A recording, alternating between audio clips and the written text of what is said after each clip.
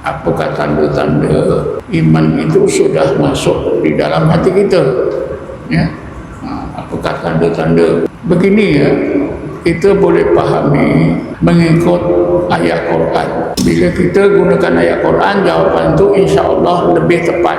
Lebih-lebih lagi ayat Quran itu ada latar belakang sejarah. Begini ya, di zaman Rasulullah, ketika sudah Rasulullah berhijrah ke Madinah, suku-suku Arab Badawi yang duduk di padang pasir ramai-ramai masuk Islam. Ada saja puak-puak Arab Badawi datang menemui Rasulullah di Madinah masuk Islam. Ya. Rombongan-rombongan ya, kabilah Arab yang masuk Islam ini, ada satu ketika bila bertemu Rasulullah, mereka ini, ketua mereka bercakap, "Ya Muhammad, kami telah beriman." Terus Nabi Muhammad dapat wahyu daripada Allah serta merta, "Ya Muhammad, mereka belum beriman." Sepatutnya mereka bercakap, tak boleh bercakap amanah. Sepatutnya mereka bercakap aslamna. Ini disebut ya dalam ayat 14 surah Al-Hujurat. Bismillahirrahmanirrahim. Wa qalatil a'rabu amanna qul lam tu'minu walakin qulu aslamna walamma yadkhulul imanu fi qulubikum. Ayat 14 surah Hujurat ini menceritakan ketua kabilah Arab menemui Rasulullah. Ketua ini terus bercakap, "Ya Muhammad, kami telah beriman." Jadi Rasulullah diperintah oleh Allah serta-merta, "Qul lam tu'minu." Ya Muhammad, engkau jawab, kamu belum beriman.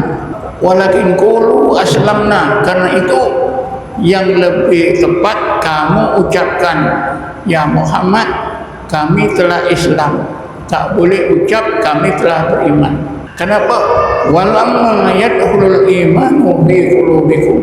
Iman belum ada dalam hati kamu. Maka yang layak, yang patut kamu cakap, "Ya Muhammad, aslamna." Wahai Muhammad, kami telah Islam. Itu yang sewajarnya begitu. Jadi Islam dan iman itu lebih tinggi. Bila dah sampai tingkat iman, ada iman dalam hati. Tingkat Islam, iman belum ada.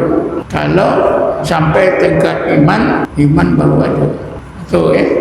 Jadi apakah tanda-tanda ada iman dalam hati? Apa tanda-tanda? Tanda-tanda iman dalam hati ni, pasal iman ni pun ada yang sempurna, ada yang kuat, ada yang lemah. Rasulullah bersabda, "Imanu yazdadu wa yanqus."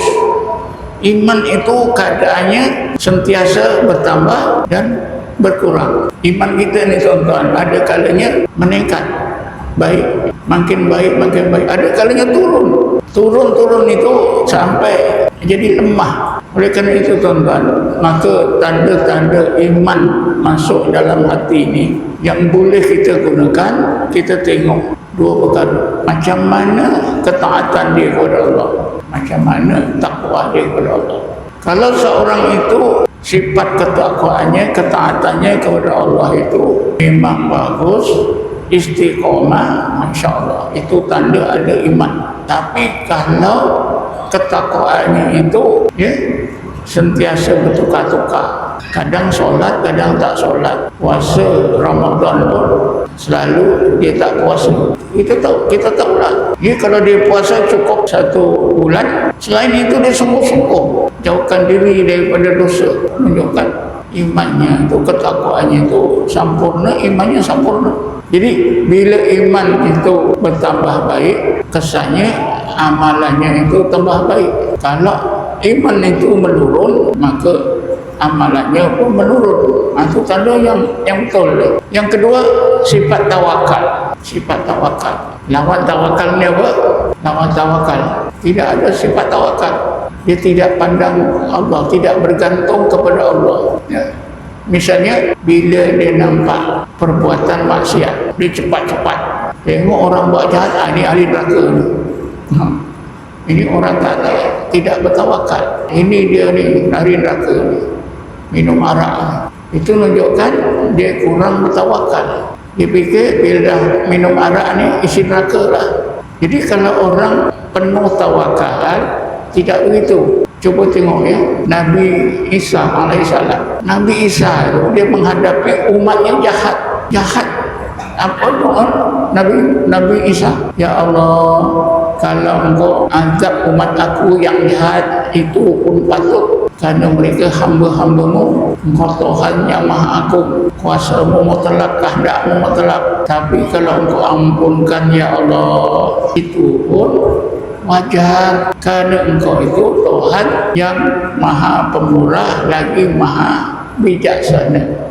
Wa in tu'adzibhum fa innahum ibaduka wa in taghfir lahum fa innaka antal azizul hakim. Jadi Nabi Musa sempurna takwanya, sempurna tawakalnya. Jadi itulah, ini menunjukkan iman Nabi Musa itu kukuh, sempurna.